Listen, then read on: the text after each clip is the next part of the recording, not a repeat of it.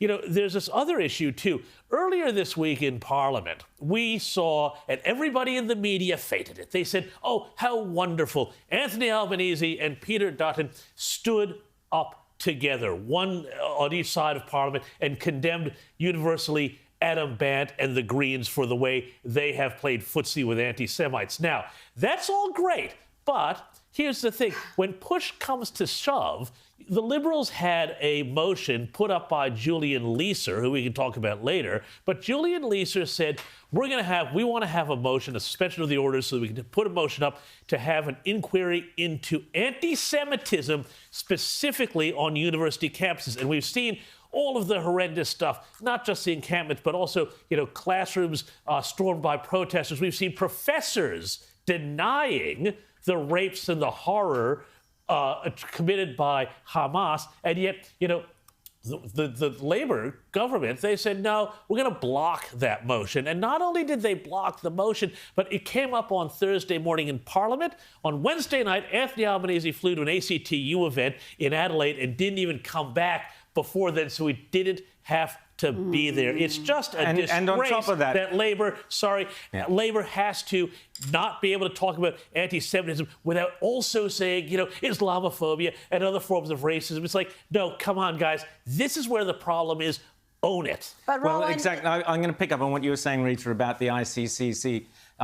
So that's the International Criminal Court, who have requested the arrest of Benjamin Netanyahu, the man who was just rescued from Gaza 4 of the hostages. The ICC, the International Criminal Court, which Australia is a member to, US refused to have anything to do with it, quite sensibly, calling for the arrest of Benjamin Netanyahu. Now, Peter Dutton quite rightly came out and said he would be prepared to leave the ICC for Australia to quit the International Criminal Court, which we should do based on that decision alone, in which the ICC compared Hamas leaders with the elected officials and Prime Minister and Defence Minister of Israel. We should be leaving the ICC.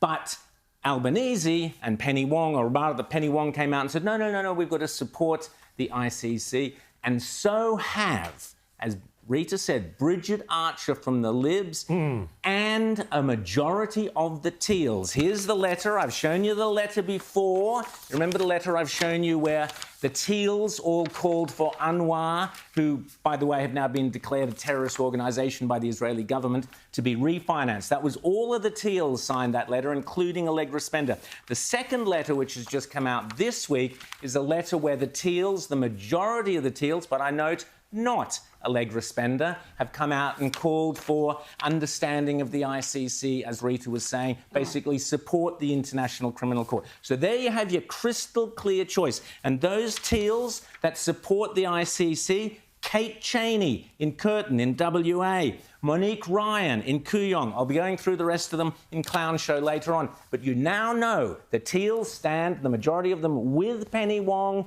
against the interests of Israel and, I believe, the Jewish community. Or you have the Peter Dutton version, which says we will get out of the ICC if we're in power. That's your choice at the next election if you support Israel. We were clear about what the Teals are before the election.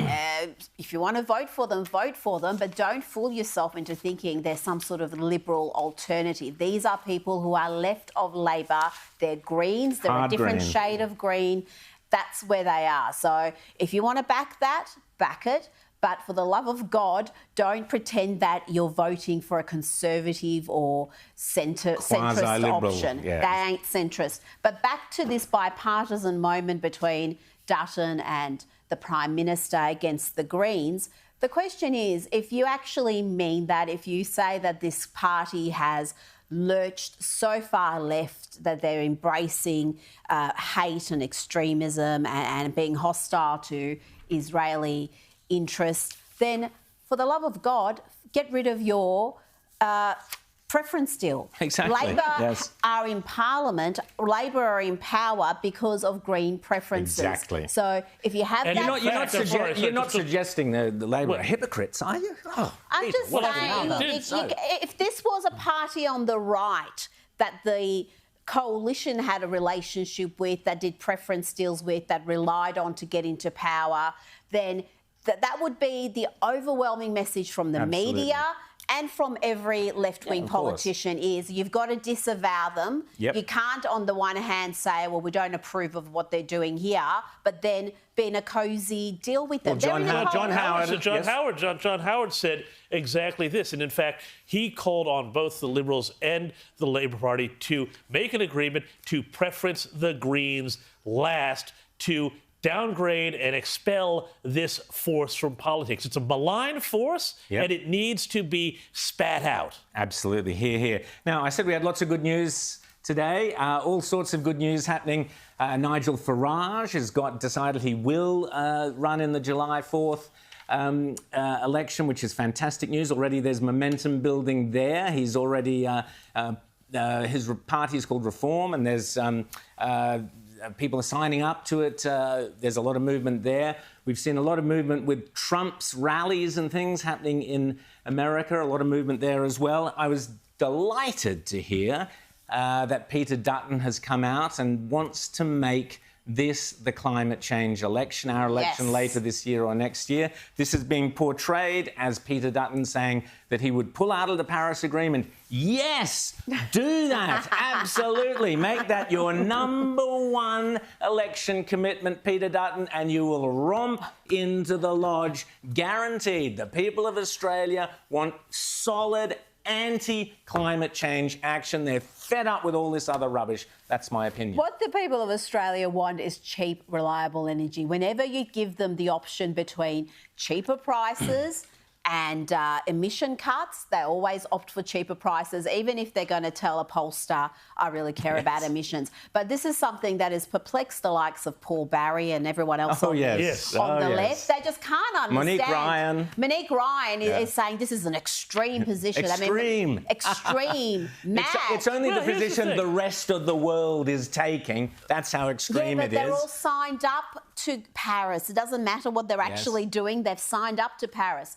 At the end of the day, we want our Prime Minister to prioritise the interest of Australians. 100%. And the interest of Australians are best served by having cheap, reliable energy, whether that's coal, gas, nuclear. We certainly know it's not renewable. And it's certainly not the Snowy Hydro 2.0 project. That's for one thing. Thank you, Malcolm, for that. But, this is the point. We are moving through this renewables transition that Labor is foisting on us from a position... Foisting on us from being a country where, energy is cheap, reliable, and always there, to one where as they introduce smart meter technology, even the ABC admitted this week, that this is now going to create this situation where, you have to decide what time you're turning on appliances, the dishwasher, the washing machine, the clothes dryer, things like this, because otherwise you're going to get charged at this peak rate and it's going to affect your bill for the entire quarter. This is an outrage. This is a huge outrage, and as people wake up to this, they're going to realize, what have we done to ourselves here? And I reckon that this point here, I think Peter Dutton has hit the sweet spot here. You say 2030, that's off the table, and then 2050, well, by then, you could have a few nuke plants, you could have this, you could have that. And, the thing is, too, this scare campaign, can we talk for a minute about let's do the scare Labour's scare campaign? Every single day, Chris Bowen is out there tweeting about, risky reactors. He talks about risky reactors. Where are you going to have, a reactor? Is it going to be next to you? Is it going to be next to you?